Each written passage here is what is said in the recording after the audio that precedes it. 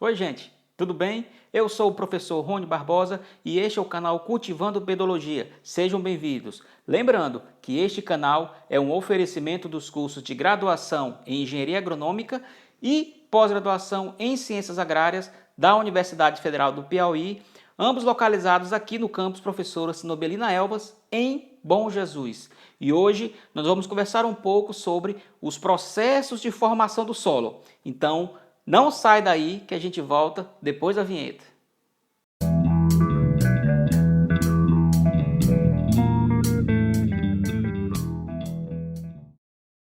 Bom, gente, antes de começar, eu gostaria de pedir para vocês para não esquecerem, né, de dar o joinha e se inscrever no canal, tá certo? Isso é muito importante para a gente.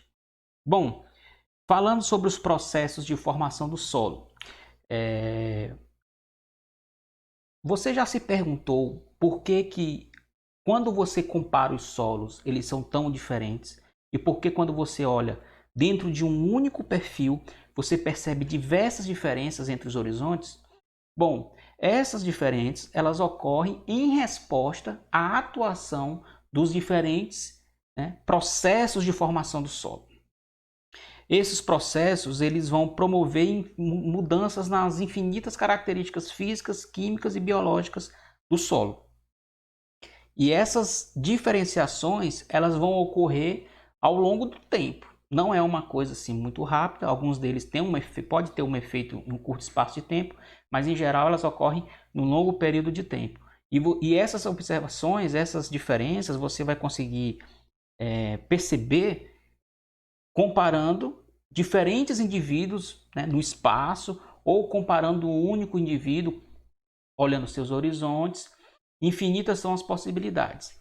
E essas diferenciações ocorrem em resposta justamente a esses processos de formação do solo. Mas aí é importante destacar que esses processos, eles são um resultado da interação entre os fatores de formação do solo. Por isso que na nossa aula de fatores de formação do solo, a gente deixa bem claro que, dependendo da configuração do fator, você vai ter mudanças nas características do solo. Contudo, essas mudanças, elas ocorrem em resposta à atuação dos processos, tá? Lembrando que o solo é aquele corpo, aquela coleção de corpos naturais, tridimensionais, dinâmico, que serve como sustentação para as plantas e que possui suas características, né? Resultantes da interação entre clima e organismos que vão interagir, que são os dois fatores ativos, e atuam sobre o material de origem, que é condicionado, e essas transformações são condicionadas pelo relevo, né? E que tudo isso ocorre dentro de um período de tempo. E aí, toda essa combinação irá resultar nos diferentes processos. Esses processos, a gente pode pensar neles como se fossem, né, o solo, na verdade, você deve pensar como se fosse uma casa, que ela tanto pode ser construída como pode ser desconstruída. E que esses mecanismos de construção ou desconstrução são relacionados aos processos, esses processos de formação do solo. E alguns desses processos, eles ocorrem de forma simultânea. Outros ocorrem em sequência a outro processo que já ocorreu. Então, assim, o que eu quero deixar claro para vocês é que a formação do solo é algo que é muito dinâmico.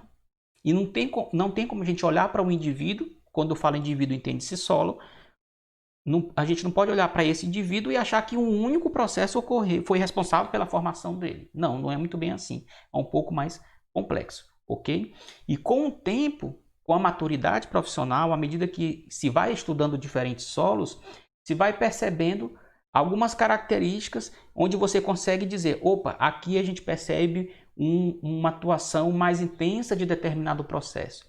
E isso é muito importante, principalmente a nível de campo, para a gente entender o que ocorre em determinada paisagem e explicar por que determinado solo possui determinadas características. E para isso existem basicamente duas formas, né? Singer, em sua publicação em 78, relata que as duas principais formas de fazer esses estudos são por meio da pedologia estática e da pedologia dinâmica. No que elas se diferenciam?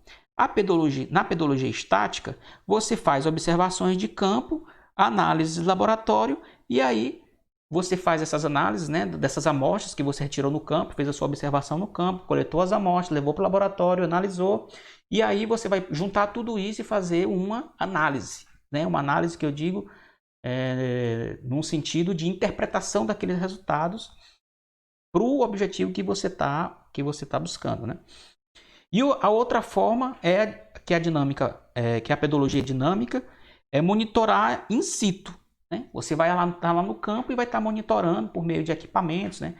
Pode ser um lisímetro, pode ser uma câmara de CO2, né, que vai pegar ali os gases que o solo está emitindo, pode ser um TDR, pode ser um suscetibilímetro de campo para você medir a suscetibilidade magnética do solo. N são as possibilidades. E aí você vai para o laboratório fazer simulações e tudo mais. Essas são as duas formas que você pode escolher, né? Duas formas básicas que você pode escolher para estudar o solo e se aprofundar nos processos que foram responsáveis para a formação desse indivíduo que você está estudando.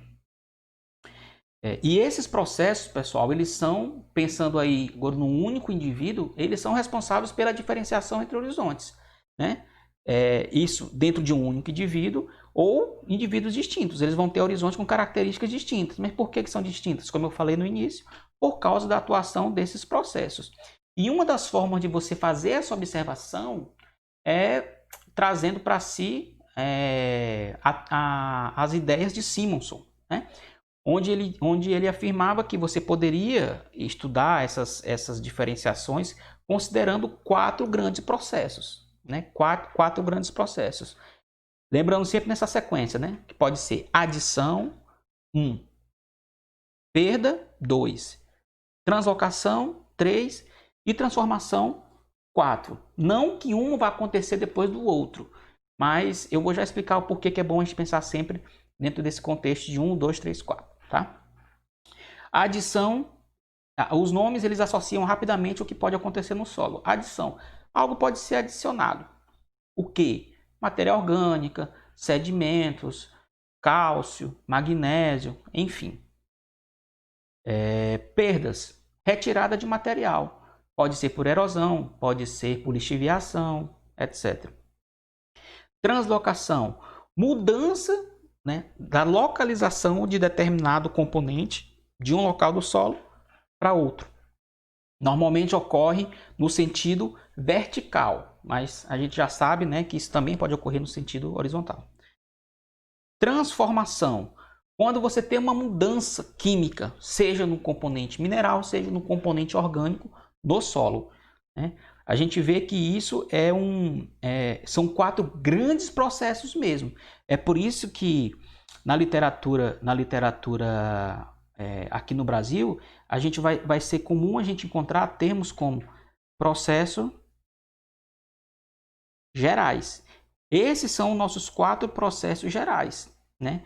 Contudo, para que a gente se aprofunde ainda mais na formação do solo, a gente também precisa entender sobre os processos específicos que podem ser enquadrados dentro desses processos gerais, que é o que a gente vai falar agora. Ok? Nós temos aqui uma lista de vários processos específicos. Né? Aqui nós temos o nome do processo específico. E aí nós temos aqui uma categorização que vai de acordo com aqueles 4. Por isso que eles variam de 1 a 4 dentro dessa coluna. E uma definição rápida. Gente, já existiram vários artigos publicados falando sobre diferentes processos específicos. Nos próprios livros tem muitas teorias sobre isso, explicando por que ocorre, como é que se dá esse processo físico, químico, biológico. E aqui é apenas uma definição curta, uma definição breve. Então eu recomendo que vocês vão, tanto em literaturas em inglês, literaturas em português. Nós temos os livros da Sociedade Brasileira de Ciência do Solo que detalha isso muito bem. Tá? Então é importante que vocês leiam para entender mais sobre cada um desses processos específicos, tá? E principalmente tentando trazer para a sua realidade, para entender os solos da sua região. E aqui nós vamos tentar falar de alguns deles, ok? O primeiro é eluviação. Gente, cada um desses processos específicos, você pode falar eluviação. O que é eluviação? Ele é o movimento de material, né, de uma porção do solo para outra, ok? Só que dependendo de que material foi eluviado, ele também pode ter um outro nome, tá? O que eu estou querendo dizer? A gente tem no solo uma forma de observar dentro do processo específico, né? Que ele já está enquadrado dentro de um processo geral. No caso da eluviação, né? Ele está enquadrado dentro do processo 3, que é a translocação, né? Eles são correspondentes. Você fala assim, esse solo teve um processo de eluviação. Opa, eu posso associar isso aqui ao processo de translocação. Ok. Só que aqui eu ainda posso ir mais profundo ainda. Qual foi o componente que foi translocado? Então dependendo do componente que foi translocado, aí eu posso associar aquele indivíduo a um outro processo específico, que a gente vai falar mais na frente, tá? Então é isso que eu quero deixar claro para vocês, ok? É a importância de conhecer os processos específicos para você entender mais sobre a formação do solo. E que algumas coisas elas são coincidentes, alguns processos específicos são coincidentes, tá? E aqui nessa foto, o que a gente tem? A gente tem uma demonstração de um exemplo onde ocorreu esse processo específico de eluviação, ok? Você tem um material onde esse material foi translocado de uma camada para outra. Essa translocação, tá? Essa translocação ela foi tão intensa a ponto de formar um horizonte, tá? Com baixa expressão de coloração. Seguramente, se você estiver no campo e for fazer um teste de perfuração com a faca, passando desses horizontes A pelo E, pelo BT, você vai perceber uma diferença notória entre eles. Seguramente, se você quando for fazer um teste de textura com os dedos, pressionando as partículas nos seus dedos, você também vai perceber uma notória diferença entre esses horizontes, tá? Por quê? Porque nesse horizonte E, você tem uma nítida observação de que houve perda de material corante, tá? E esses materiais corantes podem ser argila, pode ser matéria orgânica, tá certo? Nesse caso aqui, nós temos a formação de um horizonte que nós chamamos de álbico, ok? E veja, por isso que o nome dele é um horizonte E, porque é uma associação direta ao processo de eluviação, ok? E a gente também pode mencionar aqui, né, o processo de iluviação. O que é o processo de iluviação? Que é esse segundo aqui. Lembrando, ele também está dentro do processo de translocação. O processo de iluviação é justamente esse movimento de adição, né? É o movimento de translocação. É aquele horizonte que vai receber, tá? Aqui a gente tem a eluviação, perdeu. E aqui nós temos um horizonte que recebeu. Esse horizonte que recebeu, ele foi submetido ao processo de iluviação, tá? Então acumulou alguma coisa ali. Aqui no caso, pelo fato de CBT, a gente já sabe que o que foi translocado foi a argila. Então a gente tem um horizonte B textural. Lembrando que o processo de iluviação ele está dizendo aqui, ó, pode ser um horizonte com teor de argila ou pode ser um horizonte espódico, tá? Então essa iluviação ela pode ser concomitante a pelo menos 2 outros processos específicos, ok?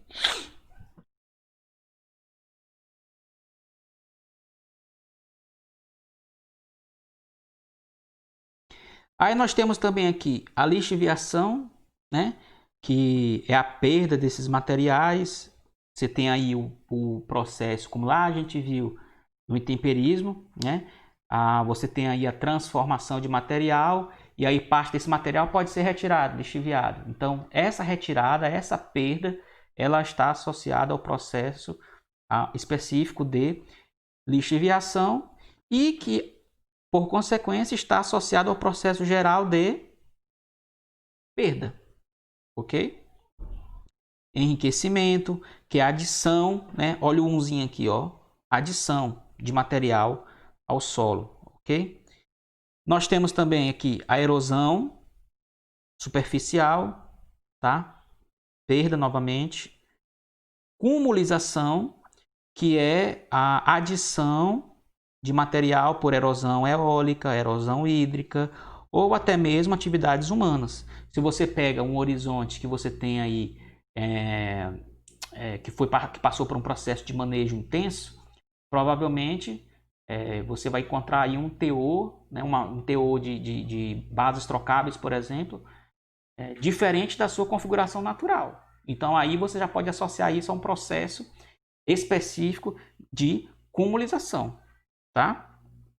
Diferente do que a gente encontra no processo de calcificação, por exemplo, que é essa imagem que eu coloquei para vocês aqui, ó, onde a gente tem a presença de um horizonte cálcico, tá? O que é a calcificação? É o processo de acúmulo de carbonato de cálcio, tá? O acúmulo de carbonato de cálcio e que pode ser no horizonte B, que aí nesse caso forma o horizonte BK, né, que é um B cálcico, ou em outros horizontes do solo, Aqui nessa imagem a gente vê essas manchas brancas, né? Essas manchas brancas aqui, que você detectando isso no campo, o que você vai fazer? Você vai fazer um teste com um ácido clorídrico diluído a 10% para ver se vai efervescer ou não. Uma vez efervescendo, você vai confirmar a presença de acúmulo de carbonato de cálcio, tá? Esse processo específico, ele normalmente é associado a locais que você tem um material de origem rico em carbonato de cálcio e, ao mesmo tempo, você tem uma condição climática que proporciona esse acúmulo, que é basicamente pouca chuva, né, e uma elevada temperatura. E você tem aí a água, quando vem, ela vai fazer a remoção desse material, né, a quebra do mineral primário, e aí vai começar a translocar esse material ao longo do perfil, só que a quantidade de água é pouca, então ela vai parar. A água vai evaporar e vai acumular o carbonato de cálcio ali, e isso pode ocorrer em diferentes níveis, ok? E esse processo de calcificação está associado ao processo de translocação, movimento ao longo do perfil, tá? Aí eu pulei aqui, ó, a descalcificação, que também está associado ao processo de translocação, só que aí é justamente essa remoção de carbonato de cálcio de um horizonte ou outro horizonte, tá? É a reação de remoção, tá? De um horizonte para outro, tá? E aí nós temos a salinização também. A salinização, ela é muito semelhante à calcificação, guardada as suas devidas proporções, né? Porque a salinização, pessoal, ele é um processo específico associado com sais, né? Pode ter ali sódio, cálcio, sei lá, diferentes sais pode estar ali, né? É um conjunto de sais. Uma vez sendo um sal específico, e aí você pode direcionar o nome desse processo específico para esse sal, tá? A exemplo de que quando ocorre aí um pH, quando ocorre um acúmulo de sódio, né? Aqui, ó, um acúmulo de sódio, você vai chamar aqui dentro do nosso idioma, a gente vai chamar isso de solodização, né? Solodização, que não é uma salinização, é uma salinização, mas é com sódio, ok? Aí nós temos também aqui a dessalinização, nós temos a lessivagem, tá certo? Outro exemplo é a pedoturbação. Dentre esses processos que nós estamos falando, a gente precisa destacar a pedoturbação no sentido de que a pedoturbação ela é um processo específico que é associado a diferentes coisas, como por exemplo, ações de organismos de solo, a exemplo de térmitas, né? A gente pode associar a processos de ciclos de umedecimento e secagem, dentre outras coisas. O fato é, esse processo de pedoturbação, o nome já diz, né? É um processo em que ocorre a perturbação do ambiente. Enquanto os outros processos específicos, eles geralmente diferenciam os horizontes, esse não. Esse ele vai misturar tudo, né? É um processo de mistura de horizontes. E normalmente você reconhece esse ambiente quando você vê isso daqui, ó. Essas coisas aqui na paisagem. Aqui no Brasil a gente costuma chamar isso de murundum, né? De murundum. Quem é daquela região sul do Piauí, que passa naquela estrada ali vindo da capital para Bom Jesus, e passa naquele pedacinho ali de Canto do Buriti, né? Do lado direito, você vai encontrar essas características por lá, ok? E aí nós temos também podisolização. A podisolização, pessoal, ela é um processo específico, né, concomitante e a gente pode botar dois processos gerais, translocação e transformação. E dentro dos processos específicos, a gente pode trazer, dentro do nosso contexto, a gente pode trazer aí tanto a iluviação como a eluviação, né? A eluviação é a perda, porque vai ter algum lugar ali no solo que vai perder alguma coisa, e a eluviação é porque essa coisa que foi perdida vai ser acumulada em algum lugar. Aqui no caso, nós estamos falando de alumínio, nós estamos falando de ferro e matéria orgânica, tá? Que foram translocadas. E aí naquela camada que teve a perda, você vai ter aí um horizonte muito frágil, praticamente sem estrutura, tá? E com a coloração mais esbranquiçada e tudo mais. E aqui embaixo nós vamos ter, ó, o acúmulo, tá? Desse material que foi translocado, tá? E aí você vai ter um horizonte aí rico em sílica. Nós temos também outros processos como dessilicatação, tá? Que é essa daqui. A dessilicatação, pessoal, a gente pode associar essa dessilicatação à migração, né? A retirada de sílica do solo, né? A retirada, a lixiviação. Você vai ter uma dessilicatação, né? Retirada de sílica. E aí, por consequência, você vai ter a concentração de sesquióxidos, né? Com gibsita, goetita, sem a formação de coisas como plintita, petroplintita, laterita e tudo mais. Ou seja, é um processo específico que nós podemos associar à formação dos nossos conhecidos latossolos, onde você tem geralmente, você tem uma grande quantidade de óxidos, né? E uma reconhecida perda de sílica, certo? Nós temos também a ressilicatação, que é o processo reverso, né? Normalmente, qual que é o processo? O processo é você ter um mineral primário ali, né? Você vai ter um feldspato, e o feldspato vai ser transformado, e o produto pode ser uma caulinita. Essa caulinita ela vai ser transformada novamente, e aí vai dar origem a uma gibsita, tá? O processo de ressilicatação é quando ocorre aí a transformação da caulinita vinda, por exemplo, de uma gibsita, ou a transformação de uma esmectita vindo de uma caulinita. né? Eu vejo que é um processo contrário, em que ocorre normalmente em um local onde você tem um excesso de sílica, tá certo? Isso pode ocorrer quando você diagnostica isso em determinado solo, você pode chamar isso de ressilicatação.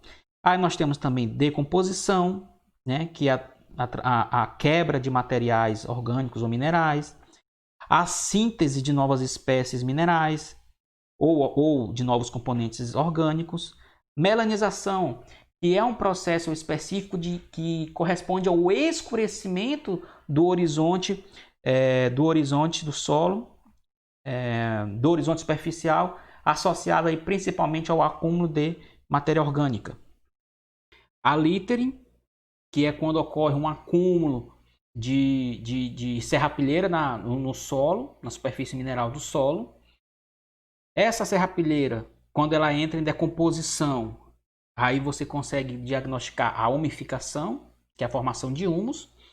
E esses dois, quando ocorre de forma intensa, ultrapassando certa espessura do solo, você consegue perceber o processo de paludização, tá? Paludização, que é justamente essa foto aqui que eu trago para vocês, que é associada à formação de grandes camadas de material orgânico, grande parte dela com deficiência no processo de decomposição. E aí você tem esse acúmulo a ponto de formar verdadeiros solos orgânicos. Por isso nós temos os nossos organossolos, para poder encaixar esse tipo de solo, ok? E aí nós temos o ripening, perdão. O ripening, você pode associar ao início dos processos químicos, físicos e biológicos, quando o ar entra nesse tipo de solo que eu acabei de falar, né? As primeiras reações que ocorrem, né, seja químicas, físicas ou biológicas, são associadas, né, ao ripening, que é muito vasto, ok?